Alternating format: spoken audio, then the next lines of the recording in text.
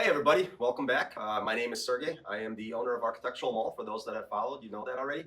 We're excited to share some news with you guys. October 15th at 8 p.m., we are going to be featured on the most recent season of Windy City Rehab with Alison Victoria.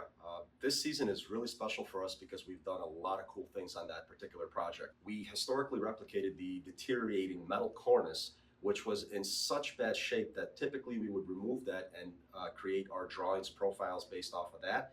We had to do a 3D scan of this model on site and then fix everything that was missing in order to create new positives and then replace it with fiberglass cornice.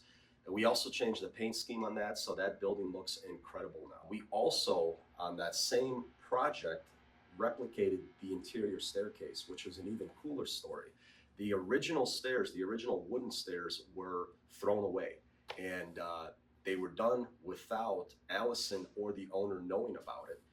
And they wanted to bring back that former glory. So using pictures and the brick that was on the walls, we were able to determine the sizing and replicate that staircase almost to the T. We had to change a little bit of it in order for it to be code compliant in today's day and age. But we are so excited, looking forward for that episode to launch and to have your comments and feedback.